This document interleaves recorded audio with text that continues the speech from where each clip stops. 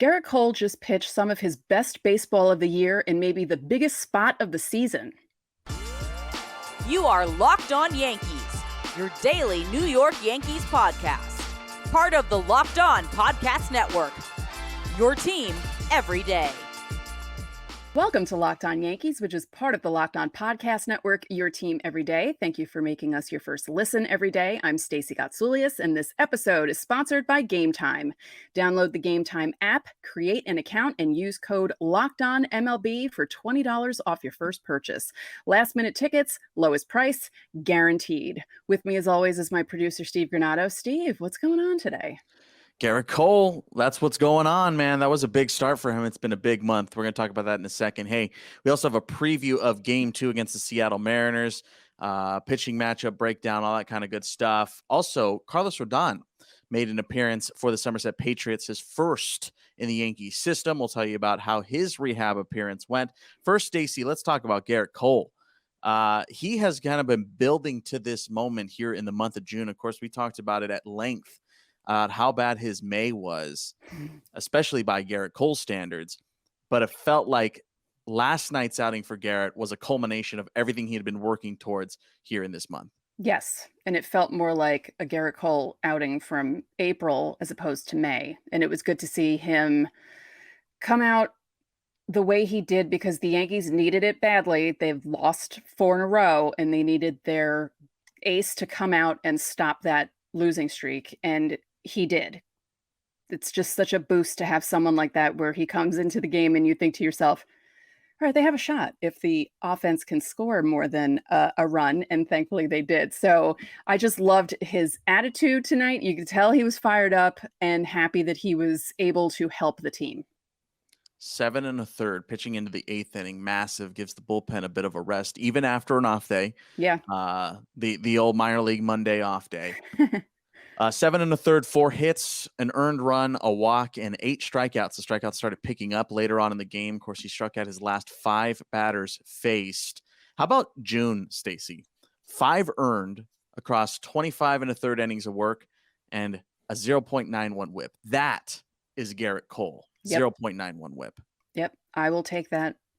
I will take that. If this is Gerrit Cole going forward for the rest of the season, hell yes. Well, I mean, you had mentioned that the snaps the 4-game losing streak for not just Gerrit Cole, for the Yankees. And looking ahead, of course, again, we're going to preview Game 2, but looking ahead to Game 2, it's going to be Castillo versus Brito, likely. At this point, we don't know of an official starter, but it's going to be Brito. But to have Cole come out in that way, have the offense back him up just enough. We mentioned that 3-run rule, right? Get the 3 runs. They got the 3 runs, and it ended up being enough. How massive is that, not just for Cole to be able to step up and do his job, but for him to be able to do that and win Game 1 and snap that losing streak? Yeah, that's really big because, as you said, it's most likely Castillo against Brito, and you don't know what's going to happen in that. And with the way the offense has been kind of struggling to get runs in bunches, it's not easy to do that against Luis Castillo. So to get the first one out of the way and a win is really, really big. And the finger wag. We talk about the finger wag. What in the Tim Robinson was that? That's exactly who I was picturing, and I was trying to explain it to something. I was explaining it to my brother. I'm like, I'm picturing someone doing this, and I can't figure out who it is. And that's exactly who I thought it was. It's Tim Robinson. Yeah. It is the same person. Yeah, I think that's probably why he did it because I was noticing the shoulders up and I'm like, no, this looks like someone and I can't figure out who it is. That was one of the weirdest things I've ever seen Gerrit Cole do. That is, it was almost like his CC Sabathia moment because CC had moments like that sometimes. If someone would annoy him on the opposing team or even the whole other opposing team because CC was known for that. And it was just funny to see Cole do something like that. Strange. It was so strange. Yeah, I don't know. That's all I have to say about it. That was weird. Well, it's been gift. It's been, the video's gone around on Twitter, so we're going to be seeing that all the time now, I think. Like, whenever he pitches, if he has a good game, that's all you're going to see people tweet out. And it'll be all over Reddit and everything else. So, yeah. Look, I was apprehensive about putting, the new logos on the jerseys this season, or But we're taking product placement to a whole new level here. If Gerrit Cole is doing Tim Robinson faces just to promote the Netflix show, I think you should leave. Then, I mean, come on, what are we even doing at this point? Yeah. Hey, the offense backed them up just enough. Anthony Rizzo, we're going to talk about in a second, but doubled home Glaber in the first inning. Bader singles in his first at bat. That was massive and nice to see. Just kind of snuck one through. And then Billy McKinney, a 2-run shot, force feeding his way back into the lineup, bottom of the second. And that's all she wrote there, but it was enough. Yeah. Yeah. No, is it not, well, all right, kind of. Is it disturbing to anyone else? And you guys can answer in the comments that it feels like every time someone hits a home run in Major League Baseball, it's at least 400 feet. I mean, Billy McKinney's, they measured it at 432. Ooh, a little conspiracy going on there. No, it's just weird that, like, remember when 400-foot home runs were like, like if someone did it, it was a rarity, and now it's not. It's almost like position players pitching isn't a rarity anymore, and 430-foot home runs aren't rare anymore. It's just, I don't know. It's just something to think about. I'm not saying anything that it's bad. It's just weird. A lot of things are weird. Yeah. I think you should leave is weird. I've been watching. I think you should leave. It's great. I've been dying of laughing. Hey, we mentioned Rizzo there. Yeah. 3 for 4, got that double, got that ribeye steak. First multi-hit game since May 26th. June 20th, by the way. His first 3-hit game since May 23rd, almost a month. It was his 5th 3-hit game of the season, which just goes to show how incredible he was in the first 2 months of the season. Yeah. I think obviously he got a little help there in that first one to get that double, but I think it was his second hit, may have been his third. I don't know. They're blurring in my brain, but he went down and got one. Yes. And just kind of took it the other way. And that's when I went, that's Anthony Rizzo. That's when someone's going well. Yeah, he's coming back because that's what he was doing when he was hitting the ball really well. And as I've said about 14 times since the neck injury happened, it's definitely affecting it's definitely affecting him. And it feels like maybe he's finally feeling better, because to go after a pitch like that and get a hit like that, yeah, it feels like Rizzo could possibly be back. Because we saw some glimpses of it against Boston, but I feel like tonight really drove that point home. So they need him back. But they also need the guys behind him and in front of him and everyone else to also, because, the thing is, it's good they got 3 runs. It's good they got to Kirby early, because we said in our preview that, Kirby held them down to nothing the last time he faced them in Seattle. And this was good because they got the 3 runs out of the way. But there were some moments where you thought, okay, they lead off with a single and then they do nothing in the inning, and it happened a couple times. So they just need to get the offense going a little more, but this was a positive game. Yeah, Jake Bauers just missed one. Anthony Volpe looked a little weak at the plate last night, did strike out. Giancarlo Stanton had a quiet night as well. So obviously there's plenty of room for improvement, but to get that 4-game streak out of the way, I feel like if you lose last night's game, especially with Cole on the mound, I mean, that's just a total recipe for disaster. Now you're 5 games in the cellar there. And again, with Brito going, and he has been struggling lately in Scranton Wilkes-Barre. So yeah, I think that was really, really massive just to get enough runs to get Rizzo going well and get Gerrit Cole to do Gerrit Cole things. I mean, hey, right now you're looking for anything, any signs of life from this team. And that, hey, it was a sign of life. It's a win. Yeah. Yeah. I just do have one message for Giancarlo Stanton. Where are your high socks? Where are they? You're not hitting because you don't have high socks. Get them back. I don't like having the long pants. It's just weird seeing him like that. I don't get it. Aren't baseball players like really superstitious? Why is he wearing long pants again? They're not helping. Back to the conspiracy theorist in you right there. It's not a conspiracy theory. It's just something I noticed. Hey, let us know in the comments section how you're feeling about last night's game, about Gerrit Cole, of course. Is that a great sign for you? Like, are you buying in? Is Gerrit Cole back? Is he going to continue to build off of this start? Of course, how are you feeling about Anthony Rizzo? Do you think the monkey is off his back? And while you're in the comment section, of course, drop your questions for Fan Mail Friday. Every Friday, we answer your questions on Locked On Yankees. And if you want Fan Mail Friday priority, all you got to do is sign up for a free 14-day trial with subtext. That's in the episode description. What else do you get with subtext? You get information coming from us. You have one-on-one conversations with us. You can text us at any time, any day. You get in-game info from Stacy. And of course, we explain everything that you could possibly want the second it happens. So again, more information is in the episode description here on YouTube. And of course, on our audio side, sign up for Subtext. You have a 14-day free trial. So go ahead and do that. We're going to step aside, but we got to talk about Carlos Rodon's first rehab appearance. Stick around.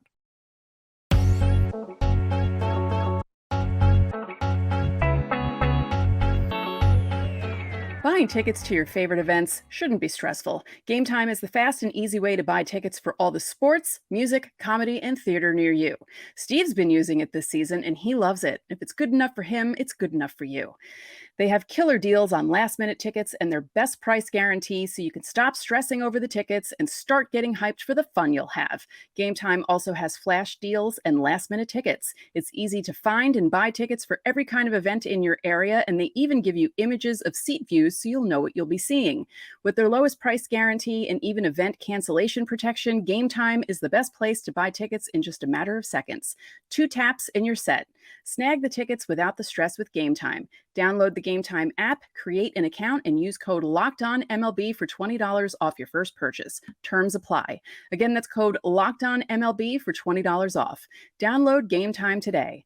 Last minute tickets, lowest price, guaranteed.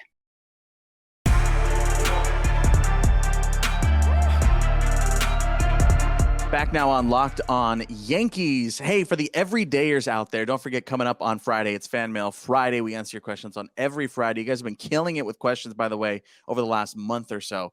We really appreciate it. It's our favorite episode to do every single week. Hey, the Mariners series continues tonight, of course, at 7:05. Yanks, Mariners, catch the action on Sirius XM. You can get a free trial just about anywhere. We're going to talk about that a little bit later. Stacy, we got to talk about Carlos Rodon. Of course, he made his first rehab appearance, technically his first Yankees outing last night for the Somerset Patriots. Ended up going 3 innings, gave up a hit, gave up an earned run, gave up a walk, and he ended up striking out 5. Threw 42 pitches. He was supposed to throw 40 to 45. 27 of which were strikes. His fastball velocity was down, to be expected, of course. He was sitting in the low 90s. And side note, the gun on MILB TV was completely off. It was saying he was like 88 to 89. I was like, there's no way that's true. Otherwise, we have some big problems. He missed up a lot with that fastball, Stace, a lot. I ended up watching that game during the Yankees game. And yeah, the fastball was definitely up. He walked the first batter he faced, then gave up a single, and then he induced a double play ball. And that's kind of when he started to settle down. The one thing I really started noticing was his pace was picking up as the game went on. So that first inning, he definitely was laboring a little bit through it. Then he got that double play ball, got the next batter, he struck him out. Then, okay, he started settling in, and then pace picked up in the second, pace picked up in the third. His off-speed stuff was looking pretty nice. He kept it down in the zone, got a little good chunk of swings and misses on the breaking stuff, and he only buried 1 breaking ball. Of course, it was only 3 innings, so not a lot of opportunities to do so. Yeah. But it was nice to see him throwing his breaking stuff for strikes. Again, his fastball velocity wasn't there. But all in all, I think things looked pretty well for Carlos Rodon last night. Yeah, I saw some clips from people who were there, and it's just good to see him on the mound, pitching to actual people and having it be in a game that means something, Yeah. instead of him throwing at poor Willie Calhoun from the Yankee Stadium mound and hitting him. No, I'm kidding. But no, it was just really good to see him, and hope he's feeling well. It seemed like he was after the game, because I saw a clip of him talking to reporters, and the people in Somerset were excited. They were all waiting by the bullpen before the game, waiting to see him come out and throw his warm-up pitches and everything. And I joked on Twitter that they were just checking to see if he was actually real and there.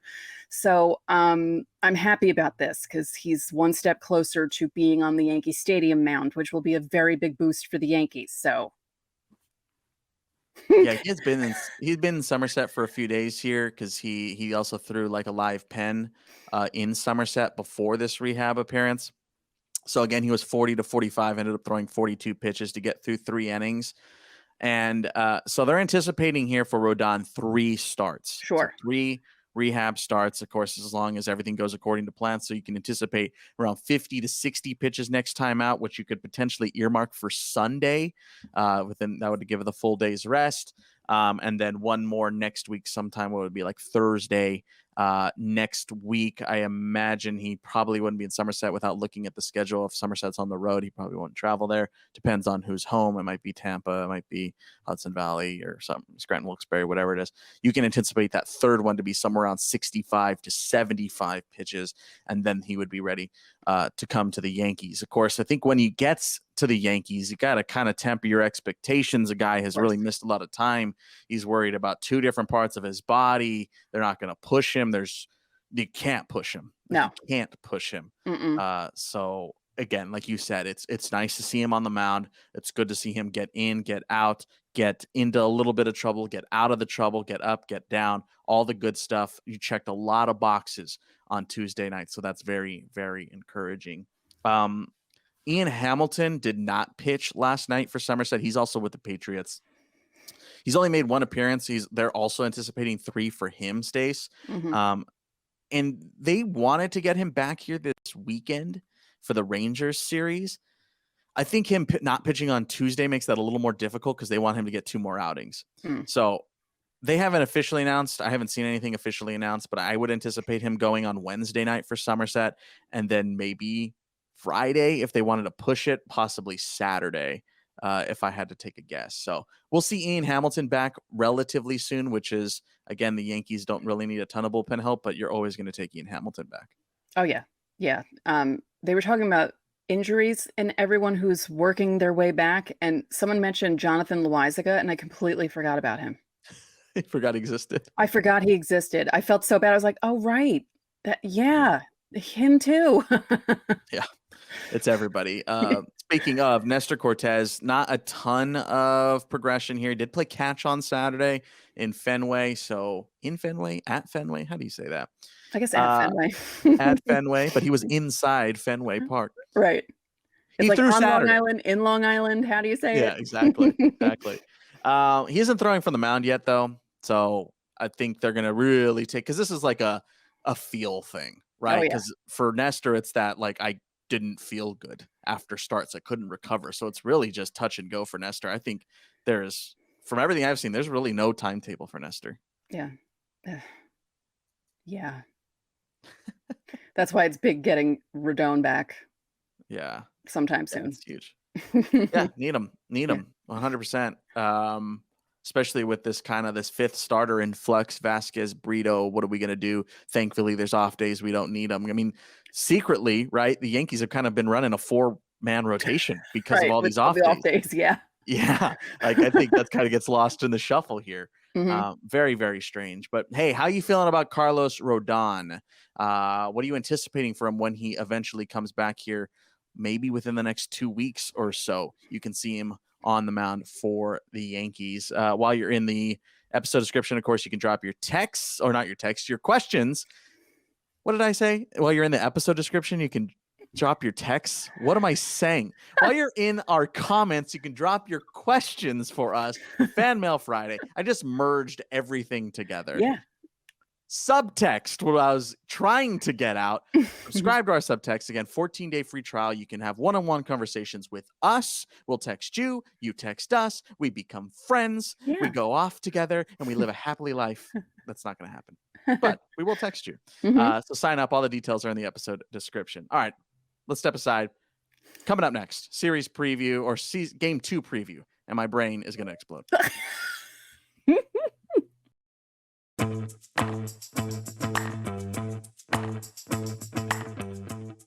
Back here on Locked On Yankees. Hey, Stace, don't forget, I know you never forget, but you can catch the Mariners series on Sirius XM. You guys know this stuff. I tell you all the time. Pitching matchup for game 2. Luis Castillo, and it's probably going to be Jhony Brito here. That's unofficial as of us recording this. This, of course, post-game last night. You know, it's Wednesday. Hello. Happy hump day. I imagine Crook is gone. Yeah. Right? I would think he would be the move, yeah. Yeah, it's going to be Crookie. It's not going to be Clay Holmes. No. Especially not the way he's pitching lately. So it's going to be Crookie. Brito was in the Bronx last night, And Randy Vasquez pitched on Tuesday night. Vasquez went 5 1/3, 3 hits of shutout ball with a couple of walks and 5 strikeouts against the Buffalo Bisons, the Toronto Blue Jays affiliate. By the way, very scary moment in that game. Former Yankee Rob Brantley hit by a backswing and had to get escorted off of the field. So hopefully he's okay. Rob Brantley's one of the nicest guys on the planet. And I really, really hope he does okay and recovers well. So sending our love out to Rob Brantley, former Yankee. Oswaldo Cabrera, by the way, picked up a hit last night in his first at bat. So there's that. Brito, though, Stace, has really struggled, man. Really struggled. It's kind of bizarre. 12 runs allowed in his last 2 outings. That's 6 apiece. That's not like a 10 run and a 2 run. That's a 6 and a 6. Also given up 4 homers in that span, 2 starts ago and a homer in his last outing. Hasn't pitched in the majors in just over a month now, which kind of, man, where did the time go? May 20th, Stace. What are you anticipating out of Jhony Brito potentially here tonight? Well, that kind of scares me because it's weird for me to say this, but I'd almost prefer him to have had a 10-run outing and then a 2-run outing, because at least it feels like he got better or, over the bad outing. But 2 6s in a row is kind of very unlike him too. Yeah. That's weird. But then again, I mean, you never know. He might come up and do okay, because sometimes that happens too. So didn't Randy Vasquez before his debut, like his last outing wasn't that great, right? And then he did okay. And as you said, the bullpen wasn't used on Tuesday. It was just Clay Holmes. He was the only one, and they had the off day Monday. So if Brito does have a bad outing, there are a lot of guys ready to pitch. So, I mean, you don't want that to happen, but if it does happen, it's not like the Yankees are, thin or anything like that. But let's hope he doesn't have a bad outing. Yeah, because the only one that was going was Wandy last night, right? Like he was warming up just in case in the 9th, but because they had a potential lefty-lefty matchup there in the 9th inning, especially with just a 2-run lead. It's not like it was a done deal there at that point. So yeah, I mean, everybody's available. Everybody's available again, except for Crook. I think that's the only option here for the Yankees. They're going to option Crook down. Welcome to the bigs. Adios for Matt Crook again. Thanks for the grand slam. Pretty much all they got out of that. Yeah. Luis Castillo's coming off of a strong outing, but he has had a real roller coaster June. He got lit up by the Angels 2 starts ago. Yeah. So Luis Castillo is a bit of a wild card. So it's not like the Mariners are in this great spot with Luis Castillo, because again, his June has just not been going well. Yeah. I just feel like with the way the Yankees offense has been, it almost feels like this might be a gift for Castillo, being like, oh, all right, I can get things going again against these guys, because we'll see. I mean, you never know. Bader back. Rizzo potentially going here after a big night last night. So yeah. Just get the wheels turning, right? Yeah. Let's get the wheels turning. Yes. I just would like for, Volpe got on base and then didn't go anywhere. It's like, when you get on base, start running, because you're good at that. You're 15 for 15 in stolen bases and you haven't been caught yet. So let's manufacture some stuff, because you guys aren't scoring any other way. So let's see that. Just a quick question. Just want to know your thoughts. Do you think we see IKF at short soon? Ooh, no. At any point, like obviously not like on a regular basis, but do you think we see IKF a couple of times at short if Volpe keeps doing this?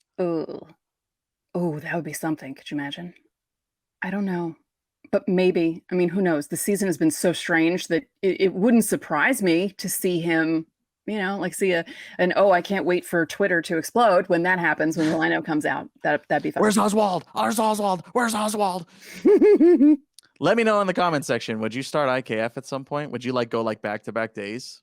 Would you if he keeps going like this for Volpe, maybe like Saturday, Sunday against Texas, go IKF at short, so Volpe gets 3 days off? Available to pinch run situation, but not start. I don't know. Just throwing ideas out there.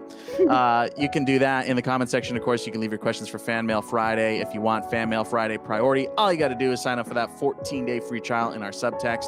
That, of course, is in the episode description. So check out all the details down below. And that's going to just about do it for today's Locked On Yankees. I'm Steve Granado. And I'm Stacey Gotsoulias. We'll see you tomorrow.